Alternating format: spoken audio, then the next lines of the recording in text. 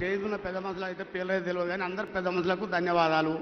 నా తోటి రైతులకు, నా సాటి రైతులకు, వచ్చిన వాళ్ళందరికీ, ఆఫీసర్లకు అందరికీ నేను ధన్యవాదాలు చెప్తున్నా.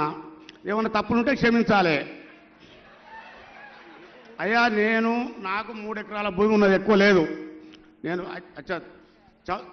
చౌదరపల్లి యాచారం మండలం, రంగారెడ్డి జిల్లా. నేను ఎస్సీ ఫార్మర్. అయితే ఇప్పుడు నాకు 3 ఎకరాల పొలం ఉన్నది. 3 ఎకరాల పొలంలో 1 ఎకరా గార్డెన్ ఉంది, కడిల పందిరు ఉన్నది. ఆ కడిల పందిర్లా ఓ 3 రకాలు 4 రకాల కూరగాయలు పెడతా. కాకర బీర పైకి పోతుంది, కింద టమాటా, వంకాయ, మిర్చి, అది 3-4 పంటలు పండించుకుంటా 1 ఎకరాల.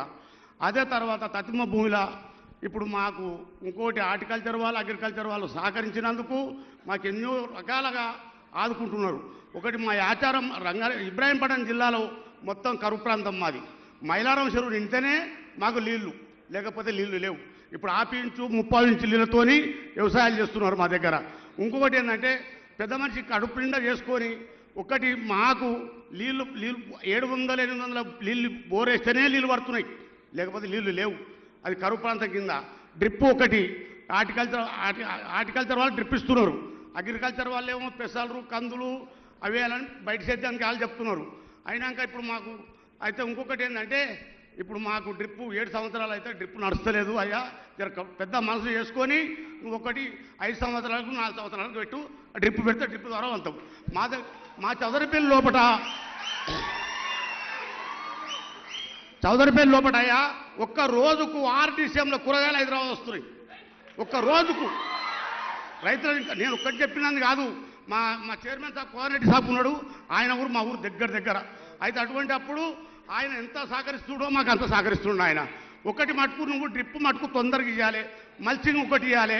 అచ్చా, ఇంకొకటి నాయన నేను అడిగేది నిన్ను ఒక్కటి, రైతుల గురించి అడుగుతున్నాను, నా ఒక్కరి గురించి కాదు. ఒకటి ఏంటంటే ఇప్పుడు రైతులకు లేబర్ ప్రాబ్లం ఎక్కువన్నది. లేబర్ ప్రాబ్లం ఎక్కువన్నందుకు మాకు మిషన్లు కావాలి. మిషన్లు అంటే పెద్ద ట్రాక్టర్ కాదు, బుల్డోజర్ కాదు, ఏ కావు, చిన్న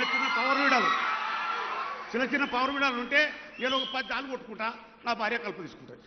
తప్పకుండా వెంకటరమణ అయ్యా, ఆ పైన చదువుకున్న పిల్లలకు చెప్పరు, చూడండి ఆ పెద్ద మనిషి ఎంత విజ్ఞానంతో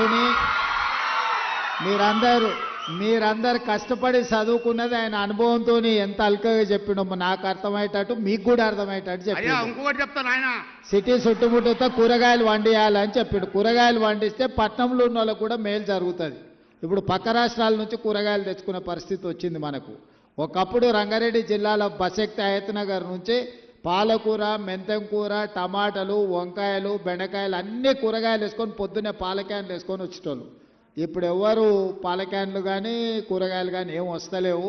అన్నీ రియల్ ఎస్టేట్ లేఅవుట్లు ప్లాట్లు అయినాయి. మళ్ళా మన చుట్టుముట్టుత సిటీ చుట్టుముట్టుత కూరగాయలు పండించినప్పుడే లాభసాటి వ్యవసాయం అవుతుంది. ఈ సిటీ చుట్టుముట్టుత మంచి ద్రాక్ష తోటలు కానీ మంచి పండ్ల తోటలు పెట్టుకుని కూరగాయలు పెట్టుకుని 100% పెద్ద మనిషి చెప్పినట్టు ప్రభుత్వం మిమ్మల్ని ఆదుకుంటుంది. మిమ్మల్ని మంచిగా ముందుకు నడిపించేటట్టు.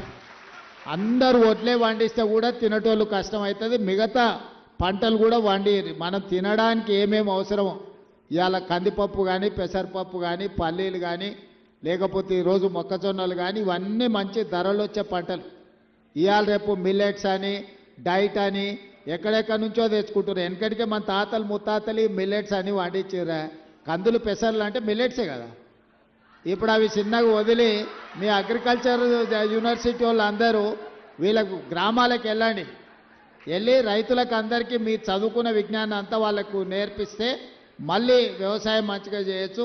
వ్యవసాయం లాభసాటిగా ఉంటుంది, మనకు ఉపయోగకరంగా కూడా ఉంటుంది. పెద్ద మనిషి తప్పకుండా నువ్వు చెప్పింది వ్యవసాయ శాఖ మంత్రి గారు పరిగణలోకి తీసుకుంటారు. దానికి సంబంధించిన అన్ని చర్యలు చేపడుతుంది ప్రభుత్వం. అయ్యా, ఇంకొకటి నాయన, నేను ఆలుగడ్డ వండించి 1 ఎకరకు తక్కువ ఉంటుంది భూమి. ఆలుగడ్డ పెట్టి 40,000 పెట్టుబడి వచ్చింది, 1 లక్ష రూపాయలు వచ్చింది. ఓ లాభం. అయినాక అగ్రికల్చర్ వచ్చి మక్క పెట్టుకున్నాను. ఆలుగడ్డ తీసిన తర్వాత మక్క పెడితే 25 క్వింటాలు వెళ్ళింది, 2300 క్వింటాలు అమ్మిన. ఓ మంచుకున్నది. ఆ చదువుకున్న పిల్లలకు చెప్పు, వాళ్ళకి నేర్పు, తీసుకుపోయి బాయికాడ చూపి జర పొలం తిప్పాలి అందరు.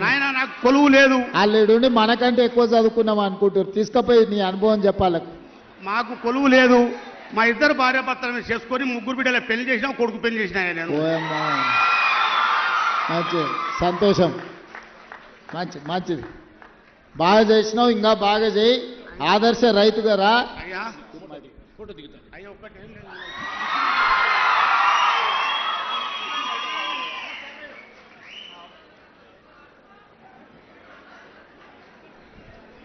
ఒక రైతు తల్లి ఒక రైతు తండ్రి మధ్య రైతు బిడ్డ ముఖ్యమంత్రి గారి ఛాయాచిత్రం ఇది. ఇప్పుడు తర్వాత కర్లపూడి బాబు రెడీగా ఉండాలి. దమ్మపేట మండలం మల్లారం రైతు వేదిక బాబు గారు రెడీగా ఉండాలి.